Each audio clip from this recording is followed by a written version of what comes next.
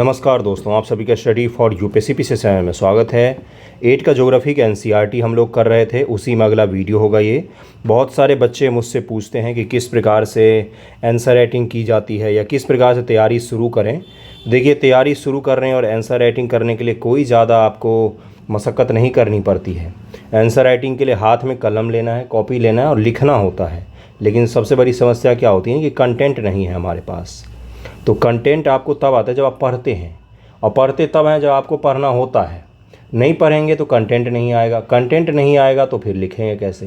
तो answer writing करने के लिए पढ़ना भी पड़ता है, इस चीज़ को ध्यान में रखिएगा। मैं बार बार जब भी एनसीईआरटी पढ़ाता हूँ तो आंसर राइटिंग की बात क्यों करता हूँ, क्योंकि देखिए बहुत सारे बच्चे ऐसे हैं जो वन लाइनर जीवन में पढ़े हैं, केवल उन्होंने वन लाइनर लूसेंट, और उससे ज़्यादा आगे ना तो वो बढ़े, ना तो उनको कोचिंग वाले ट्यूशनिया मास्टर ने बढ़ने दिया। तो इसलिए ये सब दिक्कतें आती है। आज भी आपको यूट्यूब पर पीटी की तैयारी करने वाले 1000 लोग मिल जाएंगे, मेंस की तैयारी इक्का दुक्का लोग ही करवाते, जिनमें से मैं हूँ। तो उसके लिए क्या ज़रूरी होता है कि लिखना आपको आए। लिखना मास्टरों को नहीं आ रहा है तो स्टूडेंट तो बहुत पीछे हैं अभी भी। इसलिए मैं आपको क्या कहूँगा ना कि हमेशा क्या करना है कि किसी भी चीज़ को लिखने से पहले, जैसे मान लीजिए अगर शुरुआत करना है जिनको भी, तो आप इस चैप्टर को जैसे पढ़ाऊँगा मैं, नवीकरणीय ऊर्जा क्या होता है, ये सब पढ़ा चुका हूँ मैं पिछले वीडियो में ही। उसको लिखिए अपने शब्दों में, उसी को तो आंसर राइटिंग कहा जाता है। आंसर राइटिंग वो लोग नहीं कर पाते जिन्होंने कभी नोट्स नहीं बनाया होता जीवन में। जिन्होंने थोड़ा बहुत भी नोट्स बनाया होता उनको आंसर राइटिंग आती है। तो शुरू तो कीजिए एक बार आप, ओके। और कोई ज़्यादा चीज़ नहीं होती है। दूसरे कुछ बच्चे ये भी पूछते हैं कि टाइम कैसे मैनेज करें, आप कैसे कर लेते हैं वगैरह वगैरह। आप वीडियो भी डाल लेते हैं, कॉपी भी बहुत सारे चेक करें, 100 करीब में रोज़ कॉपी चेक करता हूँ मैं। तो देखिए, ये एक ही चीज़ होता है, मैं कहीं भी नहीं जाता हूँ, कुछ भी नहीं करता हूँ और जीवन में सिवाय इसके। तो ये आपको करना ही पड़ता है। अगर आप पढ़ाई कर रहे हैं तो केवल और केवल वही करेंगे, तभी जाके कुछ होगा, नहीं तो नहीं हो पाता है। अगर ये चैनल ग्रो कर रहा है तो उसके पीछे बहुत मेहनत लगती है, और अगर आपको भी ग्रो करना है तो उसके पीछे मेहनत लगानी पड़ती है। नहीं लगाएंगे तो नहीं होगा। प्रोसेस ही यही होता है, इसके अलावा कोई प्रोसेस नहीं होता। कोई चमत्कार नहीं होने वाला है जीवन में कि चमत्कार के भरोसे आप बैठे हैं। अगर उससे भी ज़्यादा चाहिए हो तो कभी ये सोचिएगा, सामने लिख कर चिपका लीजिएगा कि सेलेक्ट नहीं हुए तो क्या करेंगे आप जीवन में, ओके। बस इतना सा अगर सोच लेंगे ना किसी दिन, तो हाथ पैर कांपेंगे, अपने आप पढ़ने का मन करेगा। चलिए शुरू करते हैं कि कोयला से हम लोगों को पढ़ना था कि अगले संसाधन कौन सा था, कोयला था। कोयला के बारे में बाहर कुत्ते वगैरह भौंक रहे होंगे तो उन पर ध्यान मत दीजिएगा। चलिए शुरू करते हैं कोयला से। यह बहुतायत में पाए जाने वाला जीवाश्म ईंधन होता है। जीवाश्म ईंधन किस चट्टान में पाई जाती है, आप मुझे ये बताइएगा। जैसे मान लीजिए अग्नेय चट्टान है पहला, जिसको प्राथमिक चट्टान कहा जाता है, कायांतरित होता है। और कौन सा है तो अवसादी। तो सबसे ज़्यादा कहाँ पर पाए जाएंगे ये सब चीज़ें, तो अवसादी चट्टानों में पाए जाएंगी। कौन सी चीज़ें, तो जीवाश्म ईंधन जो भी होता है, चाहे पेट्रोल हो गया, डीजल हो गया, कोयला हो गया, ये सब कहाँ मिलेगा आपको, तो ये सब अवसादी चट्टानों में मिलेंगे आपको, ठीक है। अग्नेय चट्टान में धात्विक चीज़ें ज़्यादा मिलती हैं, मेटेलिक चीज़ें ज़्यादा कहाँ पर मिलती हैं, तो अग्नेय चट्टानों में मिलती हैं, ओके। अगला देखिए क्या लिखा हुआ है कि कोयले से प्राप्त विद्युत को तापीय ऊर्जा कहा जाता है। क्या कहा जाता है, तापीय ऊर्जा संयंत्र। एनटीपीसी जो है ये मुख्य रूप से किस में काम करती है, तो कोयले से ही बिजली बनाती है। कोयला जिस हम आज जो उपयोग कर रहे हैं वह लाखों वर्ष पूर्व विशाल फर्न व दलदल के पृथ्वी के परतों में दबने से बना है। कोयला इसलिए अंतर्निहित धूप के रूप में जाना जाता है। किसके रूप में, तो अंतर्निहित धूप के रूप में जाना जाता है। अंतर्हित धूप के रूप में जाना था किसको, तो कोयला को। अब यही चीज़ अगर आपसे पूछा जाता है तो ये आप दिक्कत में आ जाएंगे अगर भूल जाएंगे इस चीज़ को। तो विश्व में अग्रणी कोयला उत्पादक देशों में चीन, संयुक्त राज्य अमेरिका, जर्मनी, रूस, दक्षिण अफ्रीका और फ्रांस हैं। भारत के कोयला उत्पादक क्षेत्र रानीगंज कहाँ पर है आप मुझे बताइएगा, पश्चिम बंगाल में है, लिख ही दिया। अगला झरिया कहाँ पर है, तो ये आपका झरिया, धनबाद, बोकारो, ये सब कहाँ पर है, तो ये सब है आपका झारखंड में। जो पहले कहाँ पर था, तो पहले बिहार में था। वसेपुर मूवी देखी हुई, गैंग्स ऑफ वसेपुर, तो वो सब इसी इलाके का है, धनबाद के इलाके का, ओके। चलिए आगे देखते हैं पेट्रोलियम जिससे आपकी कार चलती है, और तेल से आपकी साइकिल को चरमराने से रोकता है। दोनों की शुरुआत गाढ़े काले द्रव से होती है। कच्चा तेल जो होता है वो एक तरीके का कीचड़ होता है। क्या होता है, कीचड़। इससे बहुत सारे चीज़ मिलते हैं। अगर आपने 8 का बिहार बोर्ड का साइंस पढ़ा होगा, मैंने भी यह बिहार बोर्ड से ही पढ़ा है, तो उसमें इस तरह से पेट्रोलियम का शोधन किस प्रकार से किया जाता है इसको डिटेल में समझाया हुआ था। 8 या 9 का ही है, उसमें बताया हुआ था जब इसको प्रोसेस करते सबसे पहले स्टेप पर क्या निकलता है, सबसे पहले स्टेप पर ग्रीस निकलता है। उसी ग्रीस का उपयोग कहाँ पर किया जाता है, तो पेट्रोलियम जेली के रूप में। जो आप लोग वैसलीन वगैरह का यूज करते हैं ना, वो भी वहीं से आता है। वो भी इसी चीज़ का कच्चा उत्पाद है, जिसको रिफाइन करके इतना बढ़िया बनाया जाता है कि आप उसको होठ पर भी लगा पाते हैं, मुंह पर भी लगा पाते हैं। तो ये मैं क्या बता रहा हूँ, वो भी वहीं से आता है। सबसे पहले ग्रीस निकलेगा, यानी कि सबसे मोटा कीचड़, उससे ऊपर जाएंगे तो उससे पतली चीज़ निकलेगी। जैसे आपने देखा होगा कि जो डीजल होता है वो पेट्रोल की तुलना में थोड़ा सा मोटा होता है डीजल। उससे ऊपर जाएंगे तो पेट्रोल और केरोसिन ऑयल निकलता है, केरोसिन ऑयल। और कौन सा चीज़ निकलेगा? तो पेट्रोल निकलेगा। ओके, तो यही पूरा स्टेप होता है जहाँ पर सबसे नीचे क्या निकलता है? ग्रीस निकलता है, बिल्कुल, जिसका आप गाड़ी वगैरह में यूज़ करते हैं या साइकिल में बॉल बेरिंग वगैरह में यूज़ करते हैं, या पेट्रोलियम जेली उसको इसीलिए कहा जाता है क्योंकि आप जो वैसलीन वगैरह यूज़ करते हैं उसमें भी इसका उपयोग होता है। ओके, घर वगैरह में जो इन्वर्टर रखा होता है तो इन्वर्टर पर क्या होता है? तो तूतिया लग जाता है। इन्वर्टर पर आपने देखा होगा तो वो लग जाता है वहाँ पर। तो वहाँ पर भी अगर आप वैसलीन जो आपके घर में रखा हुआ है ना, वो इन्वर्टर के उस बैटरी के ऊपर में लगा देंगे तो उस पर भी क्या होता है? फिर वो ख़राब नहीं होता है, बहुत दिन तक टिकाऊ होता है। तो इसको भी ध्यान रखिएगा। ये सब क्या बता रहा हूँ मैं, ये सब अप्लाइड साइंस है जिसको आप उपयोग कर सकते हैं, आपको पता होना चाहिए। चलिए देखते हैं आगे क्या है। यह सेल की परतों के मध्य पाया जाता है, यानी कि 2 परत के मध्य पाया जाता है ये। इसका वेधन अपतटीय और तटीय क्षेत्र में स्थित तेल क्षेत्रों से किया जाता है। तदुपरांत इसे परिष्करणशाला भेजा जाता है, यानी कि रिफाइनरी भेजा जाता है। जैसे बिहार में जो रिफाइनरी है आपका बरौनी रिफाइनरी में तेल कहाँ से आता है? तो असम से तेल आता है, असम से। ओके, आगे बढ़ते हैं। देखिए, यहाँ अपरिष्कृत पेट्रोलियम के प्रक्रम से विभिन्न तरह के उत्पाद जैसे डीजल, पेट्रोल, मिट्टी का तेल, मोम, प्लास्टिक, स्नेहक तैयार किए जाते हैं। पेट्रोलियम और इससे बने उत्पादों को काला सोना कहा जाता है, ब्लैक गोल्ड की संज्ञा दी जाती है। क्यों? क्योंकि ये बहुत ही ज़्यादा उपयोगी होता है। पूरे बहुत सारे देश जो बड़े बड़े दिखते हैं आपको, अरेबियन कंट्रीज़, जो हाउस ऑफ कार्ड्स बोल रहा हूँ मैं, बहुत सारे लोग समझ गए होंगे, ये यही काले सोने के बदौलत टिके हुए हैं। जिस दिन ये काला सोना की उपयोगिता ख़त्म हो गई ना, उस दिन ये हाउस ऑफ कार्ड्स ढह जाएंगे। इसीलिए सऊदी अरब के जो क्राउन प्रिंस हैं MBS मोहम्मद बिन सलमान, ये बात करते अपनी इकोनॉमी को डाइवर्सिफाइड करने की, यानी कि विविध बनाने की बात करते हैं। तेल पर जो उनकी डिपेंडेंसी है उसको सऊदी अरब ही कम कर रहा है, तो भारत कैसे नहीं तेल पर डिपेंडेंसी कम करेगा? वो अपने लिए कर रहे हैं, हम भी अपनी इकोनॉमी के लिए ही कर रहे हैं। ओके, चलिए, तो काला सोना इसको क्यों कहा जाता है? क्योंकि बहुत ही ज़्यादा उपयोगी होता है। इससे बने हुए उत्पाद पर पूरे दुनिया भर की इकोनॉमी टिकी हुई है। चलिए आगे बढ़ते हैं। मुख्य उत्पादक देश कौन कौन से हैं? तो ईरान है, इराक है, सऊदी अरब है, कतर है। अन्य मुख्य उत्पादक देश संयुक्त राज्य अमेरिका, रूस, वेनेजुएला। देखिए, अगर आपसे ये पूछा जाए ना कि सबसे बड़ा दुनिया में तेल भंडार किसके पास है, तो वेनेजुएला के पास है। लेकिन एक चीज़ बताऊं आपको, कॉन्ट्राडिक्शन, वेनेजुएला के लोग एक रोटी को भी तरस रहे हैं आज। इस कंडीशन में वो देश है, सिवाय कुछ पॉलिटिकल लीडर्स की वजह से दुनिया का सबसे वर्स्ट देश हो गया है ये। जो दुनिया का सबसे अमीर देश हुआ करता था, उस देश की ऐसी हालत किसने कर दी? तो वहाँ के नेता और तानाशाहों ने मिलकर कर दी। Okay, Algeria. भारत मुख्य उत्पादक देश क्षेत्र में असम में डिगबोई, मुंबई में बॉम्बे हाई, कृष्णा व गोदावरी नदी का डेल्टा का जो इलाका है उसमें भी खूब सारे तेल आपको मिल जाएंगे। ओके, चलिए आगे देखते हैं प्राकृतिक गैस के बारे में। देखिए, यहाँ पर CNG के बारे में दिया हुआ है।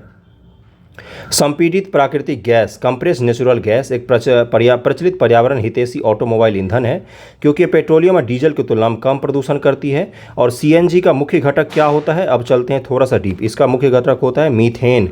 क्या होता है? मीथेन होता है इसका मुख्य घटक। क्या होता है? मीथेन होता है। UPPSC 2020 का सवाल, UPPSC 2020 का सवाल। ओके, प्राकृतिक गैस पेट्रोलियम निक्षेप के साथ पाई जाती है, तब निर्मुक्त होती है जब अपरिष्कृत तेल को धरातल पर लाया जाता है। कब ये निकलती है? जब कच्चा तेल को धरातल पर लाया जाता है, तब ये निकलती है।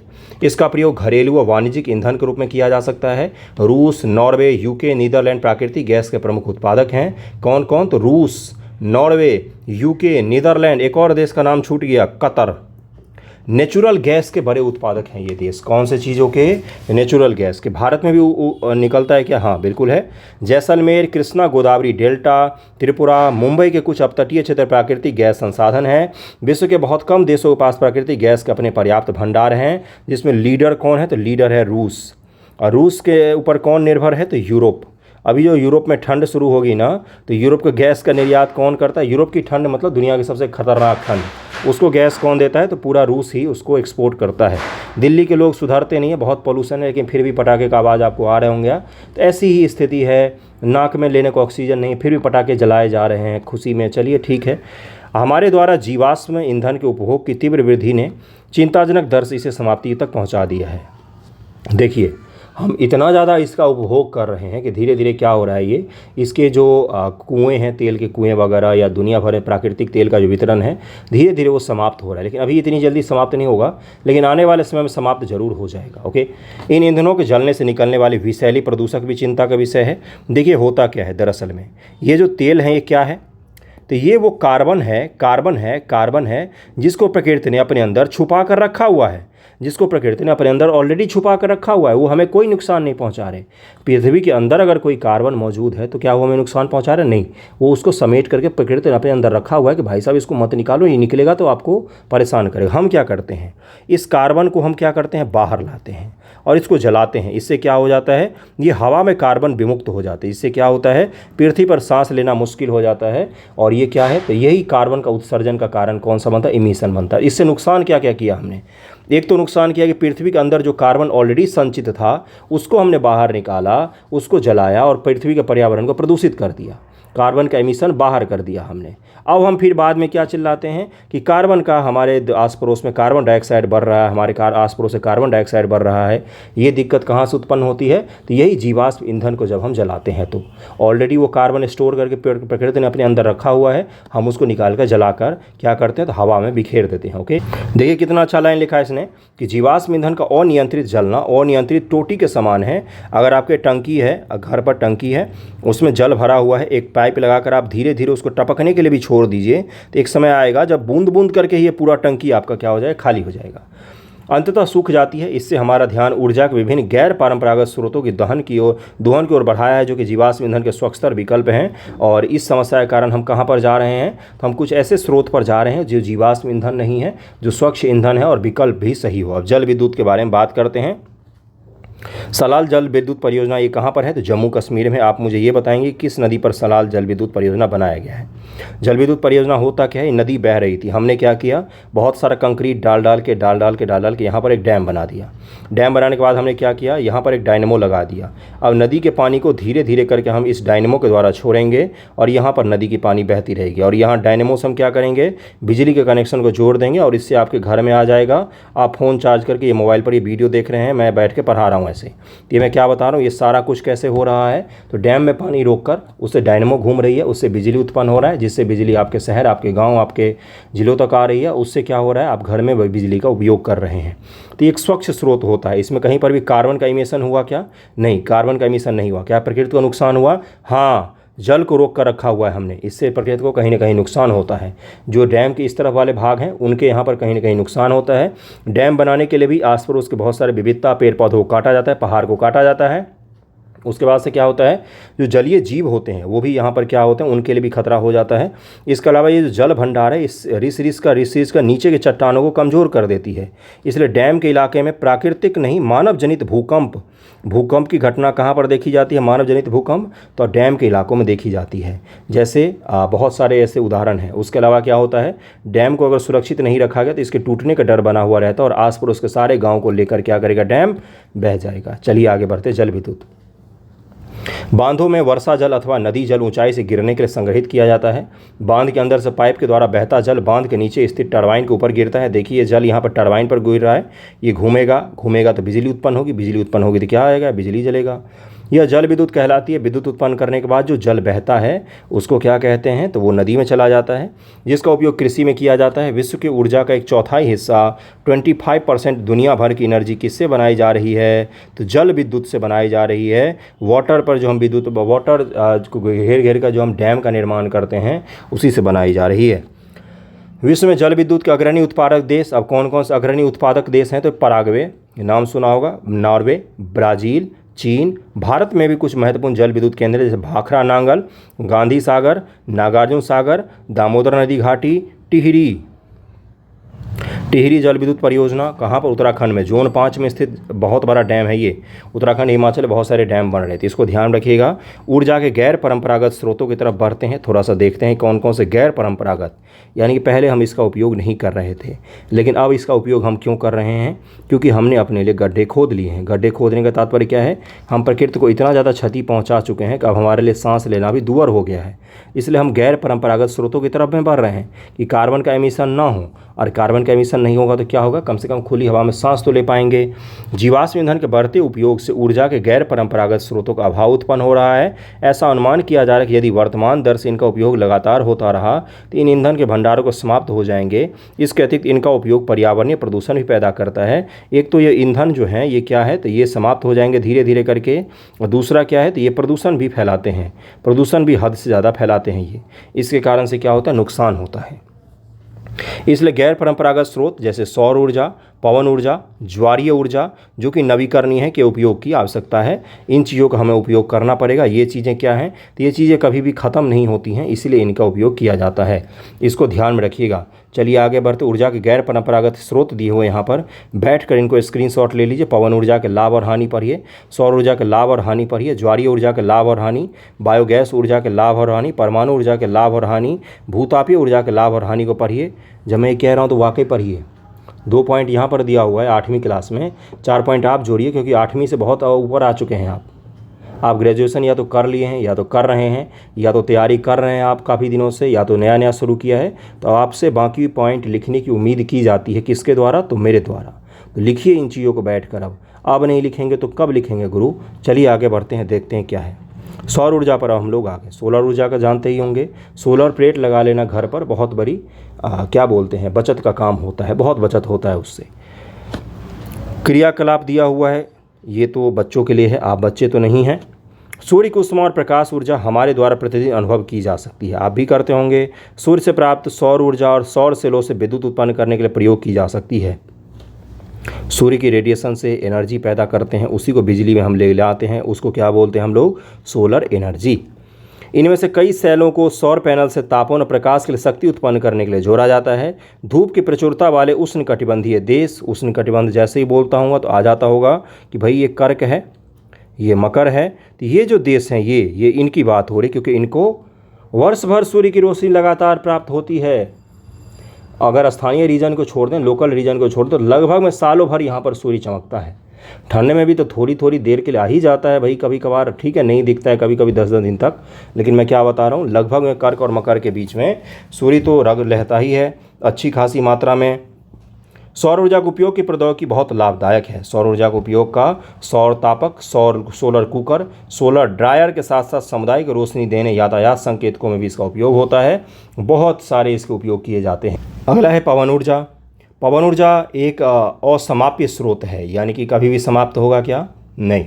पवन चक्कियों का उपयोग अनाजों को पीसने, जल निकालने के लिए चिरकाल से चला आ रहा है। वर्तमान पवन चक्कियों में तीव्र गति से चलती हवाएं पवन चक्की को घुमाती हैं, जो विद्युत उत्पन्न करने के लिए जनरेटर से जुड़ी होती है। पवन चक्कियों के समूह से युक्त पवन फार्म तटीय क्षेत्र और पवन घाटियों में जहां प्रबल व लगातार हवाएं चलती हैं वहां स्थित होती हैं। पवन farm Netherlands, Germany, Denmark, UK, USA, Spain में पाए जाते हैं। भारत में भी गुजरात के तट पर, तमिलनाडु के तट पर, तमिलनाडु हाँ, और आपको कर्नाटक के तट पर, गोवा में, आंध्र प्रदेश में, पश्चिम बंगाल में, सभी जगहों पर समुद्र तटीय इलाकों में, क्योंकि वहाँ पर हवाएं तो लगातार ही बहती रहती हैं, इसके कारण से वहाँ पर लगाए जाते हैं। बड़े बड़े इनके पंख जो होते हैं, बहुत विशाल विशाल पंख होते हैं, देखने में छोटे लगते हैं, ये बहुत विशाल होते हैं। और इस पर बहुत ही पावरफुल यहाँ पर डायनामो लगा होता है जो घूमता है, उससे बिजली उत्पन्न होती है। बिजली बहुत अच्छी खासी उत्पन्न हो जाती है गुरु। परमाणु ऊर्जा। परमाणु ऊर्जा प्राकृतिक तौर से प्राप्त रेडियो सक्रिय पदार्थ जैसे यूरेनियम व थोरियम। थोरियम कहाँ पर पाया जाता है, तो केरल के अपने तट पर पाया जाता है, कि परमाणु के केंद्रक में संग्रहित ऊर्जा से प्राप्त की जाती है। ये पदार्थ नाभिकीय रिएक्टर, नाभिकीय विखंडन से गुजरते हैं। नाभिकीय कौन सा चीज़, तो नाभिकीय विखंडन, नाभिकीय विखंडन प्रक्रिया, वही वाला जो बम वाला होता है। नाभिकीय विखंडन के बाद जो बिजली बनता है उसको ध्यान में रखना है, कौन, उसको क्या कहा था, परमाणु ऊर्जा। नाभिकीय संलयन की अभिक्रिया द्वारा अभी भी बिजली नहीं बनाया जा सका है पृथ्वी पर, लेकिन काम चल रहा है। जो आप सुनते हैं ना आर्टिफिशियल सन की जब बात आती है तो आर्टिफिशियल सन का तात्पर्य होता है नाभिकीय संलयन से बिजली बनाना। इसके लिए किस मशीन का उपयोग होता है, इसके लिए टोकामक मशीन बनाया जा रहा है। यूरोप का एक प्रोजेक्ट है, फ्रांस में ये प्रोजेक्ट चल रहा है, चीन का भी अपना प्रोजेक्ट है, लेकिन यूरोप का जो प्रोजेक्ट है उसमें भारत ने भी निवेश किया हुआ है 200 करोड़ का। और अगर वो आज न कल बन के तैयार होगा तो वो क्या होगा, वो अक्षय ऊर्जा का स्रोत होगा, वो ऐसा एनर्जी होगा जो कभी ख़त्म नहीं होता है। नाभिकीय संलयन की अभिक्रिया से जब हम एनर्जी बनाएंगे तो इस तरह की एनर्जी बनेगी जो कभी ख़त्म ही नहीं होगी। तो उसमें प्रोजेक्ट जो चल रहा है पूरे दुनिया भर का, यूरोप का अलग चल रहा है और भी कुछ देश कोशिश कर रहे हैं, जिसमें चीन भी कोशिश कर रहा है आर्टिफिशियल सन बनाने की। तो टोकामक मशीन के द्वारा उसको बनाने की कोशिश की जा रही है। वो जिस दिन बन जाएगा तो उससे एक दिन क्या हो जाए, पृथ्वी के सारे ऊर्जा संकट समाप्त हो जाएंगे। ये जो आपको मशीन का नाम बताया मैंने, आपसे ये पूछा गया है यूपी या बिहार के किसी एग्जाम में। परमाणु ऊर्जा के सबसे बड़े उत्पादक संयुक्त राज्य अमेरिका और यूरोप है। भारत में राजस्थान व झारखंड के पास यूरेनियम के विशाल निक्षेप हैं। थोरियम विशाल मात्रा में केरल के मोनाजाइट बालू में पाए जाते हैं। Very very important. त्रावणकोर राज्य, आपने हिस्ट्री पढ़ा होगा। त्रावणकोर राज्य है, यो केरल से पहले क्या था, छोटे छोटे रियासत जो थे उसमें त्रावणकोर राज्य भी था। तो त्रावणकोर राज्य को भारत में मिलाने को लेकर बड़ा ही चाल चलना पड़ गया था सरदार पटेल जी को, और वहाँ के सरदार पटेल के जो सचिव हैं उनको भी त्रावणकोर राज्य वगैरह को जब रियासतों को मिला रहे थे तो उसमें सबसे बड़ा ध्यान ये रखा गया था कि भाई इसको इसलिए मिलाना है क्योंकि यहाँ पर क्या है, तो यहाँ पर मोनाजाइट में आपका काफ़ी मात्रा में थोरियम का भंडार है जो हमें भविष्य में बहुत काम आने वाला है। तो इतिहास जब आप पढ़ते तो इन चीज़ों को थोड़ा सा पढ़ेंगे। ये मैंने कहाँ पर देखा, कहीं पर पढ़ा नहीं है मैंने।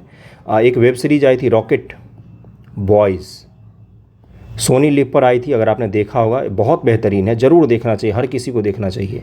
क्या है ये, तो ये है होमी जहांगीर भाभा और विक्रम साराभाई, भारत के दो सबसे बड़े साइंटिस्ट, उनकी कहानी है। और भारत का आज़ादी के साथ कैसे भारत आत्मनिर्भर होता गया, किन में, तो होमी जहांगीर भाभा ने एनर्जी में हमें आत्मनिर्भर किया, तो और एटम बम में हम आत्मनिर्भर किया था। तो वो विक्रम साराभाई जो शुरुआत में स्पेस को लेकर, रॉकेट को लेकर बहुत ही ज़्यादा उत्साहित थे, बाद में वो भी एटॉमिक प्रोग्राम से जुड़ जाते हैं। उनके डेथ, उनकी कहानी सब कुछ दिखाया गया। चलिए आगे बढ़ते हैं, हम लोग मूवी में कहाँ फंस गए। भारत इसमें परमाणु ऊर्जा के केंद्र तमिलनाडु में, कलकपक्कम महाराष्ट्र में तारापुर, ये भारत का सबसे बड़ा परमाणु ऊर्जा संयंत्र था। राजस्थान में कोटा के निकट, यहाँ पर एक जगह मैं भूल गया, छोड़िए, निकट राणा प्रताप सागर। उत्तर प्रदेश में नारोरा, कर्नाटक में कैगा। ये सब क्या है, तो ये सब परमाणु ऊर्जा संयंत्र है, भारत के परमाणु ऊर्जा संयंत्र हैं। इसको जरूर ध्यान में रखिएगा। चलिए आगे बढ़ते हैं। ये देखिए परमाणु भट्ठी बनाया गया है आपके सामने। भूतापीय ऊर्जा, कहीं कहीं पर क्या होता है, पृथ्वी के अंदर से गर्म जल का स्रोत होता है। ताप ऊर्जा जो पृथ्वी से प्राप्त की जाती है भूतापीय ऊर्जा कहलाती है। पृथ्वी के अंदर गहराई बढ़ने के साथ तापमान में लगातार वृद्धि होती जाती है। कभी कभी यह तापमान ऊर्जा भू सतह पर गर्म जल के झरनों के रूप में प्रकट हो सकती है। यह ताप ऊर्जा शक्ति उत्पादन करने में प्रयुक्त की जा सकती है। वर्षा से गर्म जल के स्रोतों के रूप में भूतापीय, वर्षों से गर्म जल के स्रोत को भूतापीय ऊर्जा, खाना बनाने, उष्मा वगैरह का हम लोग उपयोग करते आ रहे हैं, तो इसलिए इसका उपयोग कर सकते हैं। आप देखिए आगे, चलिए दिखा देता हूँ। यही है वो मणिकरण में भूतापीय ऊर्जा की सहायता से भोजन पकाने वगैरह का काम भी किया जाता है। चलिए आगे बढ़ते हैं। और नहाने के लिए प्रयोग में लाई जाती है, जैसे बिहार में राजगीर वगैरह बहुत सारे गर्म जल के कुंड हैं। यूएसए विश्व का सबसे बड़ा भूतापीय ऊर्जा का संयंत्र है। इसके बाद न्यूजीलैंड, आइसलैंड, फिलीपींस, मध्य अमेरिका है। भारत में भूतापीय ऊर्जा का संयंत्र हिमाचल प्रदेश में मणिकरण, लद्दाख में पुगू घाटी में स्थित है भूतापीय ऊर्जा। क्या आप जानते हैं विश्व का पहला ज्वारीय ऊर्जा स्टेशन फ्रांस से बनाया गया था। अब देखिए कितना अच्छा बनाया गया है ये पॉइंट।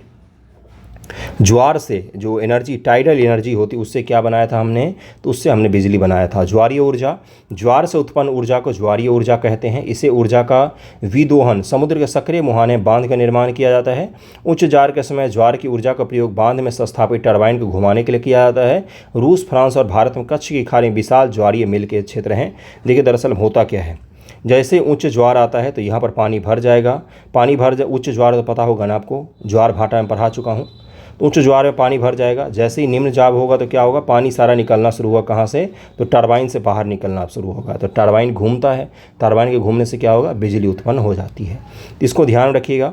बायोगैस, जैविक अपशिष्ट जैसे मृत पौधे, जंतुओं का अवशेष, पशुओं का गोबर, रसोई के अपशिष्ट को गैसीय ईंधन में बदला जा सकता है। ये तो पहले बिहार के गांव घर में पहले बहुत बड़ी मात्रा में उपयोग किए जाते थे।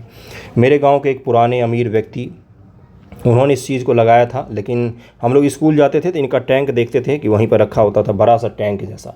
तो उस समय तो नहीं समझती कि क्या है, किस प्रकार से इसमें बिजली बन जाती है। लेकिन बाद में इस चीज़ के बारे में पता चला कि ये किस तरह से बायोगैस जो होती है ये एनर्जी के स्रोत के रूप में काम करती है। देखिए गैसीय ईंधन बदल सकता है, सॉरी बिजली नहीं, गैसीय ईंधन के रूप में बदल सकता है। वो मोदी जी वाला था ना, कि मोदी जी ने बोला कि नाले से तार जोड़ के बिजली बल्ब जला लिया था, तो वैसा मैंने बोल दिया। ये क्या होता है, गैसीय ईंधन में बदलता है, गैसीय ईंधन। इसे बायोगैस कहते हैं। जैविक अपशिष्ट बैक्टीरिया द्वारा बायोगैस संयंत्र में अपघटित होते हैं।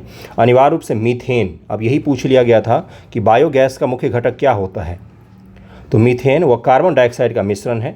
बायोगैस खाना पकाने, विद्युत उत्पादन का सर्वोत्तम ईंधन है और इससे प्रतिवर्ष बड़ी मात्रा में जैव खाद का उत्पादन होता है।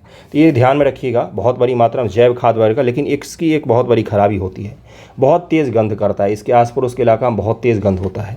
ऊर्जा सर्वव्यापी है, लेकिन इस ऊर्जा का विदोहन बहुत ही कठिन व खर्चीला है। हम में से प्रत्येक व्यक्ति को ऊर्जा का नष्ट न करने और एक भिन्नता ला सकता है। ऊर्जा की बचत से ऊर्जा का उत्पादन है। अभी कार्य करें और ऊर्जा के भविष्य को सुनहरा बनाएं। चलिए, बहुत सुंदर इन्होंने ज्ञान दिया। आगे बढ़ते हैं, देखते हैं अगला क्या है। अब इससे जुड़े हुए अभ्यास प्रश्न दिए गए हैं, इसको ज़रा ध्यानपूर्वक देखिए और इस अभ्यास प्रश्न को लिखने का कोशिश कीजिए और इनको लगाने की कोशिश कीजिए। अगर आप ये कोशिश नहीं करते हैं ना, तो यकीन मानिए, अगर आप आंसर राइटिंग नहीं सीख पा रहे हैं तो यहीं से आपको शुरू करना चाहिए, नहीं तो कहीं से भी शुरू नहीं कर सकते हैं आप। डरिए मत, आंसर राइटिंग ख़राब लिखने से कोई आप रिजेक्ट नहीं हो रहा है। अभी यहाँ पर रूम पर बैठे बैठे आंसर राइटिंग करने से आपका प्रैक्टिस होगा, याद भी हो जाएगा, लिखना भी सीख लेंगे। और कोई इस तरह से नहीं आपको मोटिवेट करेगा कि लिखो लिखो लिखो, क्योंकि मुझे पता है लिखेंगे नहीं तो सेलेक्ट नहीं होंगे। और लिखना कितना कठिन होगा ना, वो 69 का पेपर होने दीजिए, फिर मैं आपको दिखाऊंगा कि लिखना कितना कठिन होने वाला है। नहीं अगर आप समझेंगे तो पेपर देखकर ही आपको समझ में आएगा। ऐसे लिखना, निबंध लिखना, 68 का रिजल्ट आने दीजिए। 68 का निबंध का पेपर तो था ही, उसमें 68 का रिजल्ट आएगा तब आपको अंदाज़ा इस चीज़ का होगा कि निबंध पेपर ने कितनी बड़ी भूमिका निभाई है किस चीज़ में, तो सिलेक्शन में। जिनका निबंध जितना बेहतरीन होगा ना, 68 में वही ऑफिसर बनेंगे। बाकी सब्जेक्ट भी मायने रखेगा, लेकिन निबंध पेपर सबसे बड़ा गेम चेंजर होगा। और निबंध लिखने के लिए शुरुआत यहीं से करनी पड़ती है गुरु। निबंध कोई एक दिन में नहीं लिख सकता। आंसर कोई अच्छा लिख सकता है, इसका कतई ये मतलब नहीं कि वो निबंध लिख सकता है अच्छा। तो अगर आप शुरू नहीं कर पा रहे हैं आप, तो ये केवल और केवल आपकी खामी है, किसी की भी खामी नहीं। ना तो कोई टीचर दोषी है, ना तो कोई कोचिंग संस्था दोषी है, ना तो मैं दोषी हूँ, ना आपके माँ बाप, ना स्कूल, ना कोई नहीं। केवल और केवल आप दोषी हैं, क्योंकि आपने आज तक कोशिश की ही नहीं। चलिए आगे बढ़ते, बहुत मोटिवेशन हो रहा है आजकल। पौधों से परिष्कृत उत्पाद तक के रूपांतरण में 3 प्रकार की आर्थिक क्रियाएं सम्मिलित होती हैं, प्राथमिक, द्वितीय व तृतीयक। क्या बोला इसने, क्या बोला भाई, क्या बोल दिया ऐसा? इसने बोला कि पौधों से परिष्कृत उत्पाद तक, यानी कि पेड़ से, जैसे आम के पेड़ से आम का मैंगो जूस तक, इसमें 3 क्रियाएं शामिल होती हैं। पहला कौन सा होता? प्राथमिक, द्वितीयक व तृतीयक। प्राथमिक क्रियाओं के अंतर्गत उन सभी क्रियाओं को शामिल किया जिनका संबंध प्राकृतिक संसाधनों के उत्पादन और निष्कर्षण से होता है। इकोनॉमिक्स में भी प्राथमिक, द्वितीयक और तृतीयक सेक्टर आप पढ़ते हैं, तो वही वाला प्राइमरी सेक्टर की बात हो रही है। प्रकृति से जब भी आपने किसी भी चीज़ को लिया तो वो सब के सब क्या हो जाएंगे? प्राथमिक सेक्टर में आ जाएंगे। द्वितीयक क्रियाएं इन संसाधनों के प्रसंस्करण से संबंधित हैं, जैसे गेहूं से आटा का निर्माण, जैसे जानवर से लेदर का निर्माण, जैसे लेदर से जूते वगैरह का निर्माण। ये द्वितीय सेक्टर में ही आता है, क्योंकि लेदर आपने प्रकृति से लिया, पशु से उतारा, उसके बाद से क्या किया आपने, उसका जूते वगैरह बनाए। या फिर और क्या हो सकता है भाई, जैसे खनिज आपने लिया, ओर लिया और उसका आयरन बनाया, तो वो द्वितीय सेक्टर में आ जाएगा। लेकिन खनिज किस में आएगा? खनिज का खनन किस में आएगा? तो प्राथमिक आएगा। लेकिन स्टील निर्माण किस में आएगा? तो द्वितीय सेक्टर में आएगा। इस्पात विनिर्माण, डबल रोटी पकाना, डबल रोटी यानी कि ब्रेड। ये लोग पता नहीं हमारे आसपास के क्यों नहीं चीज़ें लिखते हैं एग्जाम्पल में, एनसीईआरटी वाले। डबल रोटी कितने भारत के बच्चे समझते होंगे, मुझे बताइए ज़रा। लेकिन ब्रेड रोटी तो समझते होंगे, रोटी पकाना हो गया दूसरे सेक्टर में यार। कपड़ा बुनना इन किराए के उदाहरण है। तृतीय किराएँ प्राथमिक, द्वितीय क्षेत्र की सेवा कार्यों द्वारा सहयोग प्रदान करती हैं, जैसे यातायात, ट्रांसपोर्टेशन किस में आएगा? बस, ट्रेन, हवाई जहाज़, ये सब किस में आएगा? तो ये सब आएगा आपका तृतीय सेक्टर में। व्यापार, बिजनेस, बैंकिंग, बीमा, विज्ञापन तृतीय क्रियाओं के उदाहरण हैं। और जो आप अभी पढ़ रहे हैं ये किस में है? तो ये सेवा सेक्टर में ही आता है, जो ऑनलाइन आप पढ़ रहे हैं। वैसे तो और भी सेक्टर होते हैं, लेकिन मुख्य रूप से तृतीय सेक्टर में ही आता है। एग्रीकल्चर शब्द की उत्पत्ति लैटिन शब्द एगर यानी एग्री के, जिसका अर्थ मृदा, या कल्चर जिसका अर्थ होता है कृषि या जुताई करने से हुई है। कृषि प्राथमिक क्रिया है। फसल, फलों, सब्जियों, फूलों को उगाना। पशुधन पालना, ये बहुत सारे लोग मिस कर जाते हैं। अगर आप पशुपालन कर रहे हैं, पशुओं को पाल रहे हैं, डॉगी वाला पशु नहीं, ये जो छोटा सा मूस पाल लेते कुत्ता जैसा, जो खुद बड़े कुत्ते को देखकर खुद छुप जाता है, वो वाला पशुपालन नहीं। ये पशुपालन नहीं होता। पशुपालन का मतलब होता है गाय वगैरह पालना। जैसे गांव में अगर रहते होंगे तो गाय वगैरह तो होती ही है आस पड़ोस में, तो गैया को पालना है पशुपालन में आता है, वो ये डॉगी वाला नहीं है ना। विश्व में 50% लोग कृषि से संबंधित क्रियाओं में संलग्न हैं। भारत की 2/3 जनसंख्या अब तक कृषि पर निर्भर है। 2/3 दिया है इन्होंने, यानी कि कितना दिया, लगभग में 66% आबादी निर्भर है किस पर, तो कृषि पर निर्भर है। आंकड़े ऊपर नीचे हो सकते हैं। अनुकूल स्थलाकृति, मृदा, जलवायु कृषि क्रियाकलाप के अनिवार्य हैं। क्या क्या चाहिए हमें, तो हमें स्थलाकृति चाहिए अच्छी, मिट्टी अच्छी चाहिए, जलवायु अच्छी चाहिए। रेगिस्तान वाले जलवायु में क्या कृषि हो सकता है, बहुत कठिन काम है, बहुत कठिन काम है ना। आगे बढ़ें, मज़ा आ रहा होगा। कृषिगत भूमि कहलाती है, आप मानचित्र में देख सकते हैं। चलिए मानचित्र में भी दिखाऊंगा आपको। और यहाँ फसल उगाने के लिए उपयुक्त कारण विद्यमान होते हैं। देखिए कहाँ कहाँ पर, जो भी हल्का सा ग्रीन आपको दिख रहा है वो सभी जगह कृषि के लिए उपयुक्त है। जो भी आपको ग्रीन नहीं दिख रहा है वो सभी जगह कृषि के लिए अनुपयुक्त है। अब आप देख क्या रहे हैं मुझे नहीं पता, लेकिन मैं आपको दिखाऊंगा तो देख जाएंगे। चीन का ये इलाका देखिए ज़रा, यहाँ पर कृषि होता है, बाकी ये पूरा इलाका क्या है, बंजर। ऑस्ट्रेलिया का पूरा इलाका क्या दिख रहा है, बंजर। यहाँ पर पर्थ का मैदान है, बाकी सिडनी और ये सब बड़े बड़े शहर जो आप देखते हैं वो यहीं पर है। ओके, अफ्रीका का ये इलाका क्या है, तो ये है सहारा। और अमेरिका का ये इलाका देखिए क्या है, ये पूरा बंजर है। उसके बाद से देखिए और क्या है, और भी बहुत सारे जगह आपको दिख रहे होंगे जहाँ पर कृषिगत भूमि का बहुत ज़्यादा वितरण है। कृषिगत भूमि का तात्पर्य होता है, देखिए ऐसा नहीं है कि अमेरिका के इलाकों में बिल्कुल कृषि नहीं होती, थोड़ी बहुत होती होगी, लेकिन मुख्य जिसको कृषिगत भूमि कहा जाता है ना गुरु, वो यहाँ पर उपलब्ध नहीं है। अगर आप भारत का देखेंगे तो भारत में अधिकांश क्षेत्रों में कृषिगत भूमि कहीं न कहीं किसी न किसी रूप में ज़रूर पाया जाता है। पाठारी हो गया, पाठारी मिट्टी की हो गई, लाल मिट्टी, पीली मिट्टी, लैटराइट हो गई, जलोढ़ हो गई, थोड़े बहुत तो हर जगह पाए जाते हैं, लेकिन सभी जगहों पर इसका विश्व में समान वितरण नहीं है। यही आपको बताना था मुझे। चलिए आगे बढ़ते हैं। ये सब तो देख लीजिए कितना सुंदर दिया हुआ है। सेरीकल्चर रेशम उत्पादन, एग्रीकल्चर कृषि उत्पादन, पीसी कल्चर मत्स्य पालन, विटीकल्चर द्राक्षा कृषि, हॉर्टिकल्चर उद्यान कृषि, अंगूरों की खेती का विटीकल्चर। जो लोग वन लाइनर लूसेंट वाले बच्चे हैं उनके लिए कॉन्ग्रेचुलेसन, उनके लिए कुछ तो मिला एनसीईआरटी में, तो ये आप लोग रट के आए होंगे लूसेंट से पढ़कर, तो आपके लिए ये देखिए बहुत इंपॉर्टेंस दिया हुआ था। कृषि तंत्र पर हम लोग आ जाते हैं। कृषि या खेती को एक तंत्र के रूप में देखा जा सकता है। तंत्र का मतलब होता है सिस्टम। सीधी सी बात समझिएगा, सिस्टम का तात्पर्य होता है कि अलग अलग कलपुर्जों से मिलकर बनता है।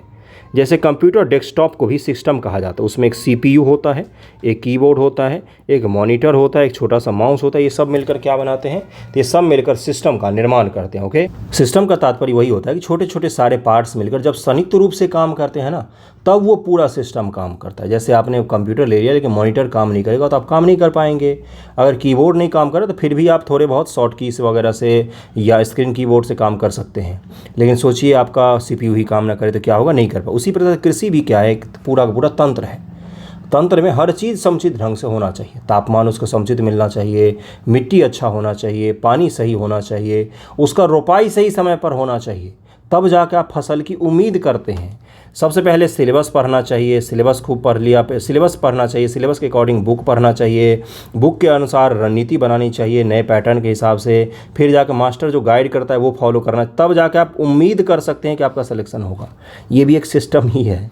इस सिस्टम से किसी एक चीज़ से आपने छेड़छाड़ की तो आपका सिलेक्शन का चांसेस कम हो जाता है, क्योंकि कंपटीशन आपको पता नहीं है गुरु के कहाँ है। मैंने पहले शुरुआत के लेक्चर में बोला था ना, शुरू जब किया है तभी, कि कभी ये सोचिएगा ना कि जब सिलेक्शन नहीं होगा तो क्या करोगे। महिलाओं का तो फिर भी एक होता है, बुरा मत मानना, लेकिन आपके लिए ये होता है कि कोई और पढ़ रहा होगा, दिनों रात मेहनत कर रहा होगा, सरकारी जॉब कर लेंगे, उसको पिताजी जाकर ख़रीद के ले आएंगे दहेज देकर खूब सारा, और हो गया भाई, बस गया। लेकिन वो ज़िंदगी भी तो सही नहीं होती है। और जिन लड़कों का नहीं होता है उनका क्या होता है, आपको ये गलतफहमी हो रही है कोचिंग वाले जॉब दे देते हैं, ये होता है वो होता है। 10,000 आपकी बोली लगती है, 10,000 रुपये में आपको काम मिलता है इतना पढ़ने लिखने के बाद। अगर आपका अपना प्लेटफॉर्म नहीं है तो, सही कह रहा हूँ मैं, यूपीएससी मेंस लिखे हुए लोगों को 25 से 30,000 रुपये मिलते हैं मार्केट में, कंटेंट राइटर और फलाना ठिकाना का जॉब। तो ऐसी तो स्थिति है। तो ये मैं क्या समझा रहा था, सिस्टम। तो ये मैं थोड़ा सा एग्जाम पर भी आ गया था, क्योंकि पढ़ते नहीं हैं बच्चे, पता नहीं किस दिन दुनिया में रह रहे हैं, तो इसलिए पढ़िए अच्छे से, पूरे मन से, हर चीज़ से। चलिए देखते कृषि पर आ जाते हैं। इसके महत्वपूर्ण निवेश, बीज, कौन कौन सी चीज़ों का निवेश होता है, बीज, उर्वरक, मशीन, श्रमिक, जुताई, बुआई, और क्या चीज़ है भाई, बहुत सारे प्रक्रम होते हैं इसमें, सिंचाई, निराई, कटाई, इसकी कुछ संक्रियाएं हैं। इस तंत्र के निर्गतों के अंतर्गत फसल, बीज, ऊन, डेयरी, कुक्कुट उत्पादन आदि आते हैं। ये सब हमें आउटपुट मिलता है, आउटपुट, इनपुट हमने ये सब कुछ दिया है, प्रोसेस हो रहा है उस खेत में, फिर नहीं मिलेगा क्या, आउटपुट। अब सब कुछ तो समझा दिया, पूरी प्रकृति ही एक सिस्टम के तौर पर काम करती है। कृषि के प्रकार, विश्व में कृषि विभिन्न तरीकों से की जाती है। भौगोलिक दशाओं, उत्पादों की मांग, श्रम, प्रौद्योगिकी स्तर के आधार पर कृषि दो मुख्य प्रकारों में वर्गीकृत की जा सकती है, निर्वाह कृषि और वाणिज्यिक कृषि। निर्वाह कृषि का मतलब होता है कि जीने के लिए खेती कर रहे हैं। खेती इसीलिए कर रहे हैं कि उससे पेट भर जाए। इतना नहीं उपजा पा रहे हैं कि बेचकर कुछ खरीद लें, और इतना भी नहीं उपजा पा रहे, इतना कम भी नहीं उत्पादन हो रहा है कि भूखे मर जाएं। बस इतना उत्पादन हो रहा है कि खा के जी रहे हैं। अपने बिहार में यही होता है। अधिकांश कृषि जो बिहार में होता है वो निर्वाह कृषि होता है, लेकिन हरियाणा, पंजाब, पश्चिमी उत्तर प्रदेश बड़े बड़े जो किसान होते हैं वो किसके लिए करते हैं? तमिलनाडु, आंध्र प्रदेश, महाराष्ट्र, यहाँ के बड़े किसान किसके लिए करते हैं? तो वाणिज्यिक कॉमर्शियल खेती करते हैं गुरु, बहुत बड़ी मात्रा में उत्पादन। लेकिन बिहार में भी मौसम बदला है थोड़ा सा, खासतौर से मशरूम वगैरह का उत्पादन हम बहुत अग्रणी हो गए हैं। धीरे धीरे हमारे यहाँ के किसान भी सीख रहे हैं कि छोटे से खेत में क्या उत्पादन किया जाए, और इसमें सरकार की भी और लोगों की दोनों की क्या बनती है? तो शाबाशी बनती है दोनों के लिए, क्योंकि दोनों काम कर रहे अच्छे। इस प्रकार कृषि कृषक परिवार की आवश्यकताओं को पूरा करने के लिए की जाती है। पारंपरिक रूप से कम उपज प्राप्त करने के लिए निम्न स्तरीय प्रौद्योगिकी, पारिवारिक श्रम का उपयोग किया जाता है। निर्वाह कृषि को पुनः गहन निर्वाह कृषि और आदिम निर्वाह कृषि के रूप में वर्गीकृत किया जा सकता है। इसको जरूर ध्यान रखिएगा। गहन निर्वाह कृषि में किसान एक छोटे भूखंड पर साधारण औजार, वही कुदाल और हंसिया लेकर अधिक श्रम से खेती करता है। श्रम बहुत ज़्यादा अधिक होता है, शारीरिक श्रम, है ना। अधिक धूप वाले दिनों से युक्त जलवायु में उर्वर मृदा वाले खेत में एक वर्ष में एक से अधिक फसलें उगाई जा सकती हैं। चावल मुख्य फसल होती है। अन्य फसल में गेहूँ, मक्का, दलहन, तिलहन ये सब शामिल होते हैं। गहन निर्वाह कृषि दक्षिण पूर्वी एशिया के सघन जनसंख्या वाले मानसूनी प्रदेशों में प्रचलित है। इसने क्या क्या बोला कि दक्षिण पूर्वी एशिया और मानसूनी प्रदेशों में प्रचलित होती है। कौन सी कृषि? तो गहन निर्वाह कृषि जो होती है ये अपने देश वगैरह के एरिया में, या दक्षिण एशिया के जो देश हैं उन देशों में प्रचलित है ये। आदिम निर्वाह कृषि में स्थानांतरित कृषि और चालवासी पशुचारण शामिल होता है। आदिम निर्वाह का तात्पर्य होता है कि पुराने ज़माने में जैसे जंगल जलाकर जो खेती करते थे ना लोग, उसी की बात हो रही, झूम कृषि की बात हो रही है। स्थानांतरित कृषि अमेजन बेसिन के सघन वन क्षेत्र, उष्ण कटिबंध अफ्रीका, दक्षिण पूर्व एशिया, उत्तर पूर्वी भारत के भागों में प्रचलित है। ये झूम कृषि होती है। ये आदिम निर्वाह कृषि दूसरी थी। ये चालवासी पशुचारण में शामिल होता है आदिम निर्वाह। ये है झूम कृषि। मैंने मिस्टेक किया, इसको मैं सुधारता हूँ। अब यहीं से सवाल आपसे टीआरई में पूछा गया था। टीआरई के पेपर उल्टाइए और ज़रा देखिए कि यहाँ से पूछा गया था कि नहीं। झूमिंग, इसको उत्तर पूर्वी भारत में झूमिंग कहा जाता है। मिल्पा मैक्सिको में कहा जाता है। रोका ब्राज़ील में कहा जाता है। लदांग मलेशिया में कहा जाता है। और मलेशिया के लिए ही पूछा गया था कि मलेशिया में किसको, झूम कृषि को किस नाम से जाना जाता है। टीआरई पेपर 1 प्लीज़ उठाकर देखिएगा। ये सवाल आपको नहीं मिला तो आप आकर मुझे बताइएगा कि ये सवाल नहीं था। कुछ इसी तरीके के सवाल आए थे गुरु, देख लो जाकर। एनसीईआरटी तो सबसे बेकार चीज़ होती है, बहुत सारे लोग बोलते हैं। ये भारी वर्षा और वनस्पति के तीव्र पुनर्जनन वाले क्षेत्र में है। कहाँ पर? भारी वर्षा और वनस्पति के तीव्र पुनर्जनन, यानी कि वनस्पति काटा, खेती किया, इतनी ज़्यादा उत्पादक है भूमि के, फिर से पेड़ पौधे उगाते हैं क्योंकि वर्षा खूब होती है। बरसात के मौसम में देखा है, जहाँ भी नहीं घास वहाँ भी घास हो जाती है। इसी तरह के क्षेत्रों में क्या होता है? स्थानांतरित कृषि होती है। वृक्षों को काटकर जलाकर भूखंड को साफ किया जाता है। तब राख को मृदा में मिलाया जाता है। मक्का, रतालू, आलू, कसावा जैसी फसलों को उगाया जाता है। भूमि की उर्वरता की समाप्ति के बाद वह भूमि छोड़ दी जाती है। कृषक नए भूखंड पर चला जाता है। स्थानांतरित कृषि को कर्तन व दहन कृषि के रूप में भी जाना जाता है। किस रूप में जाना जाता है? कर्तन व दहन, यानी कि काटो, जलाओ और कृषि कर लो, इस तरह की कृषि में भी जाना जाता है। आदिवासी लोग जो नॉर्थ ईस्ट के अपने मुख्य रूप से हैं, वो इस तरह की कृषि को खूब सारा प्रैक्टिस करते हैं। चालवासी पशुचारण, सहारा के अर्ध शुष्क व शुष्क मध्य प्रदेशों में, मध्य एशिया भारत के कुछ भाग जैसे राजस्थान, जम्मू कश्मीर में प्रचलित है। इस प्रकार की कृषि में पशुचारण अपने पशुओं के साथ चारे व पानी के लिए एक स्थान से दूसरे स्थान पर निश्चित मार्गों से घूमते हैं। एक स्थान से दूसरे स्थान पर निश्चित मार्गों से घूमते हैं। इस प्रकार की गतिविधि जलवायु बाधाओं और भूभाग के प्रतिक्रिया स्वरूप उत्पन्न होती है। पशुचारक मुख्य रूप से भेड़, ऊँट, मवेशी, याक व बकरियाँ पालते हैं। ये पशुचारक उनके परिवार के लिए दूध, मांस, ऊन, खाल व अन्य उत्पाद उपलब्ध करवाते हैं। आपको मैं एक चीज़ बताता हूँ, जैसे मंगोलिया है या चीन का जो पश्चिम का इलाका है, या सेंट्रल एशिया है, कजाकिस्तान, तजाकिस्तान, तुर्कमेनिस्तान, उज्बेकिस्तान, यहाँ पर ना ग्रीनरी नहीं है। ग्रीनरी का मतलब क्या होता है? तो यहाँ पर बहुत सारे वन, ये सब चीज़ें नहीं मिलेंगी आपको, लेकिन छोटे छोटे घास के मैदान हैं। तो यहाँ पर पशुचारण वगैरह खूब डेवलपमेंट हुआ है। तो आप मुझे बताइए, यहाँ के लोगों के जीवन में शाकाहारी चीज़ ज़्यादा होगा या मांसाहारी चीज़ ज़्यादा होगा? मांसाहारी चीज़ें यहाँ पर ज़्यादा होंगी। ये फल भी खाएंगे, अफ़गानिस्तान की ही बात करें तो ये फल भी खाएंगे, लेकिन मांस खूब खाएंगे। ठीक ना। क्यों? क्योंकि इनका पशुचारण, पशुओं से जुड़ी हुई चीज़ों का खूब उपयोग करते हैं। जैसे इनके कपड़ों में लेदर का उपयोग खूब सारा होगा। योद्धा वर्ग के लोग होंगे क्योंकि डायरेक्टली मांस को खाते हैं, हाई प्रोटीन डाइट खाते हैं ये, तो योद्धा भी होंगे खूब अच्छे और तगड़े भी होंगे शारीरिक रूप से। और क्या होगा, शारीरिक रूप से बलशाली भी होते हैं। ठंडा प्रदेश है तो मेहनत करने की एक उनके अंदर ज़्यादा प्रवृत्ति होगी। इनके जो आँख है वो छोटे छोटे होते हैं सामान्य तौर पर, और बाल जो हैं वो भी छोटे होंगे। लेकिन चीन के भागों में अगर पूर्वी प्रदेश में जाएंगे तो लंबे बाल आपको दिखते हैं। तो ये सब कुछ किससे रिलेट होता है गुरु? तो ये सब कुछ रिलेट होता है आपके कहीं ना कहीं जलवायु से, खान पान से, प्रदेश से, कि वहाँ पर किस तरह के लोग रह रहे हैं। जैसे भारत में जो हुन लोग आए बाहर से या शक पहलव आए, उनके साथ सबसे बड़ी खासियत थी कि वो लेदर के बूट वाले खूब ऊंचे हाई हील के जूते पहनते थे, जिससे युद्ध में लड़ना आसान होता था। और इससे क्या हुआ, तो इससे कहीं ना कहीं उनको सामरिक बढ़त मिल गया। और उनके घोड़े बड़े उन्नत होते थे क्योंकि इन क्षेत्रों में घोड़े बहुत ही उन्नत पाए जाते हैं। इसलिए भी उनके जो, और अटैक क्यों हुआ भारत पर, एक कहानी और मैं बता देता हूँ इतिहास के भूगोल से जोड़कर। अगर आप ध्यानपूर्वक देखेंगे पूरे विश्व को, तो ये विषुवत है, यहाँ पर भारत है, यहीं पर तो भारत है। तो ये पूरा इलाका जो आपको दिखेगा इसमें ग्रीनरी बिल्कुल नहीं है। यहाँ पर खाद्यान्न का उत्पादन बहुत कम होता है। अफगानिस्तान से शुरू कीजिए क्योंकि पाकिस्तान उस समय भारत में ही था। अफगानिस्तान का भी पूर्वी का जो इलाका है वो भारत में ही था, सिंधु के प्रदेश का इलाका।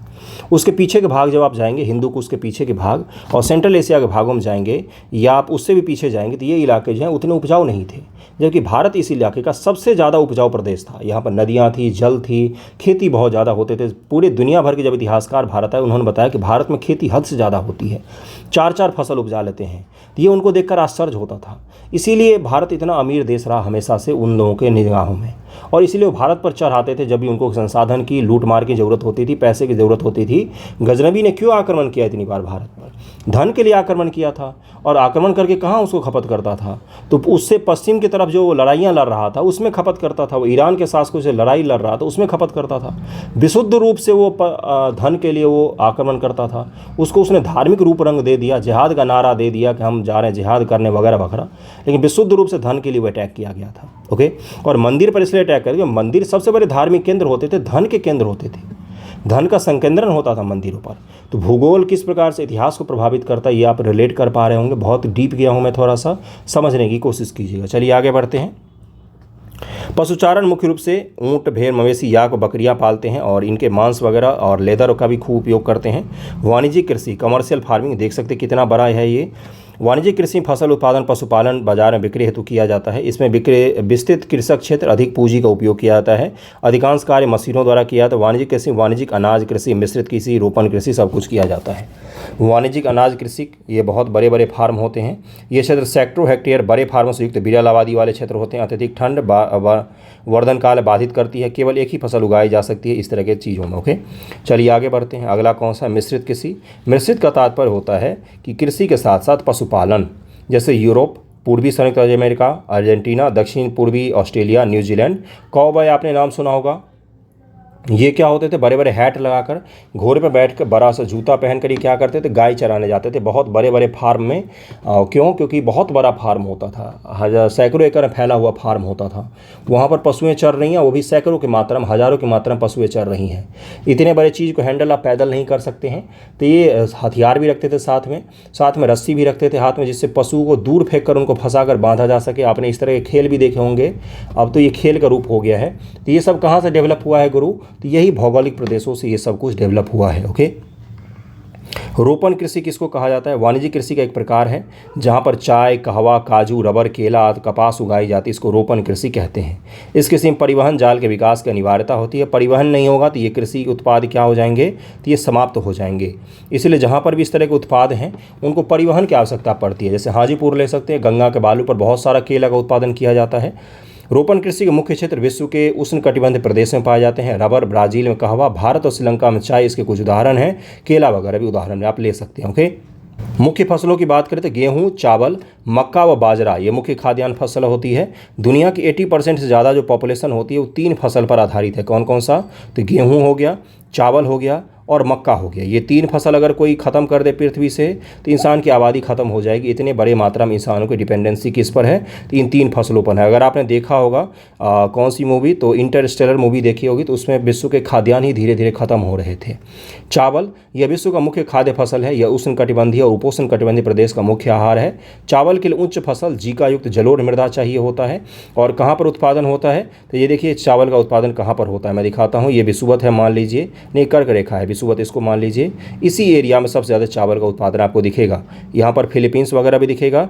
भारत का छत्तीसगढ़ राज्य जो है, इसका नाम छत्तीसगढ़ इसीलिए पड़ा क्योंकि ये 36,000 किस्म के चावल यहाँ पर कभी उपजाए जाते थे। कभी भी किसी चीज़ को देखना हो कि वो वहाँ का मुख्य उत्पाद है या नहीं, तो ये देखिएगा कि उसके कितने सारे किस्म कहाँ पर पाए जाते हैं। जैसे अगर हम लोग बात करें तो मखाने की सबसे ज़्यादा किस्म दुनिया में बिहार में पाई जाएगी, क्योंकि वहाँ पर उसका जन्म हुआ है। तो चावल की सबसे ज़्यादा किस्म दुनिया में छत्तीसगढ़ में पाई जाएगी, क्योंकि वहीं पर उसका जन्म हुआ है चावल का। इसीलिए छत्तीसगढ़ 36,000 तरीके के चावल वहाँ पर कभी उपजाए जाते थे। फिलीपींस जो है मनीला, फिलीपींस भी चावल उत्पादन प्रमुख केंद्र है। चावल का बहुत बड़ा रिसर्च सेंटर भी वहाँ पर है। भारत हो गया, चीन हो गया, मलेशिया हो गया और इंडोनेशिया के इलाके, ये सब चावल उत्पादक देशों में प्रमुख रूप से आते हैं। तो इसको ज़रूर ध्यान रखिएगा। और बहुत सारे पश्चिम बंगाल, बांग्लादेश में एक वर्ष में 2-3 फसलें चावल की उगाई जाती हैं। 2 से 3 फसल चावल की उपजाई जाती है। ओके, गेहूँ देखिए क्या है ये। गेहूं के वर्धन काल में मध्यम तापमान, वर्षा व सत्य किस्म के तेज धूप की आवश्यकता होती है। इसका विकास सुअपवाहित दोमट मृदा में सर्वोत्तर ढंग से होता है। गेहूं संयुक्त राज्य अमेरिका, कर्नाटक, अर्जेंटीना, रूस, यूक्रेन, ऑस्ट्रेलिया, भारत में उगाया जाता है। भारत में शीत ऋतु में उगाई जाती है ये। भारत में किस ऋतु में गुरु, तो शीत ऋतु में। मिलेट यानी कि मोटा अनाज, इसको श्री अनाज भी कहा गया है। मोदी जी ने इसको नाम दिया है श्री अनाज। बहुत उपयोगी होता है। पहले जब लोग गांव में मोटा अनाज खाते थे, किसका, मरुआ होता अपने यहाँ मोटा अनाज, मरुआ की रोटी खाते तो बोलते गरीब लोग हैं ये। आजकल अमीर लोग इसी चीज़ को सैकड़ों हज़ारों रुपए लगाकर किलो खरीद कर और इस मरुआ रोटी को खाते हैं वो, क्योंकि उनका ब्लड प्रेशर का और शुगर का पेशेंट हो गए हैं। तो ये मरुआ रोटी बहुत ही बेनिफिशियल था। ये मोटा अनाज में आता है। किस में आता है, मोटा अनाज। बहुत फ़ायदा करता है, कोई नुकसान नहीं है इनका, है ना। और देखिए क्या है, ये मोटे अनाज के रूप में जाने जाते हैं और कम उपजाऊ तथा बलुई मृदा में उगाई जा सकती है। और सबसे बड़ी खासियत क्या होती है इनको, कि इनको ज़्यादा देखरेख की ज़रूरत नहीं होती है। आपने देखा होगा गांव में जो मरुआ उपजाते हैं उन लोगों को, या इनको पानी वानी की ज़्यादा ज़रूरत नहीं पड़ती है। इनको उपजाकर छोड़ दीजिए, ये फसल तैयार हो जाएंगे।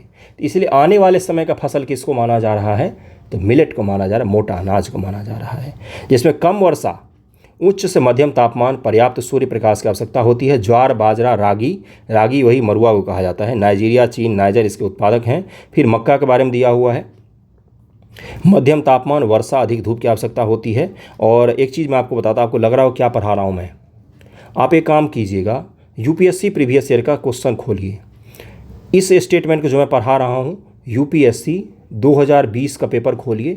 अगर ये स्टेटमेंट कट कॉपी पेस्ट नहीं मिला है तो आप मुझे आकर बता दीजिएगा। यही सेम टू सेम ये कट करके, जब मैं कट कॉपी तो जानते होंगे, Ctrl+C Ctrl+X जो कंप्यूटर में होता है, कब कॉपी करके पेस्ट कर दिया गया है। यूपीएससी प्रीवियस ईयर 2020 के पेपर में जाकर देखिए, ये आपको मिलेगा वहाँ पर लिखा हुआ। कपास के उत्पादन की जो प्रक्रिया है, कितने दिन में उपजती है, किस माध्यम से, कितने महीने लगते हैं पकने में, सब कुछ। ओके, हल्की वर्षा, 200 से 210 पाला रहित दिन, तेज़ चमकीली धूप आवश्यकता होती है। यह काली जलोढ़ मृदा में सर्वोत्तम उगती है।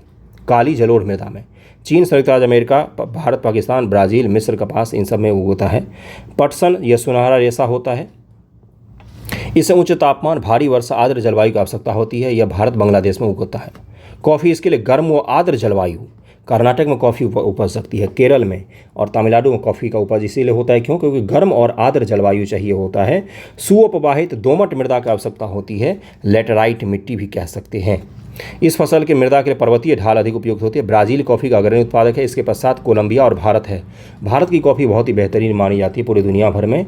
और रोचक तथ्य कॉफ़ी के बारे में दिया हुआ, वीडियो रोककर पढ़िए इसको। हम आगे बढ़ते हैं चाय के बारे में। बागानों में उगाई जाने वाली एक पेय पदार्थ होती है चाय। इसकी कोमल पत्तियों की वृद्धि के लिए ठंडी जलवायु, वर्ष भर सम वितरित उच्च वर्षा की आवश्यकता होती है, एक समान वितरण वाला।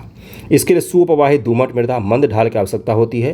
पत्तियों को चुनने के लिए अधिक संख्या में श्रमिकों की आवश्यकता होती है। इसीलिए चाय बागान में श्रमिकों को रोजगार खूब सारा मिल जाता है।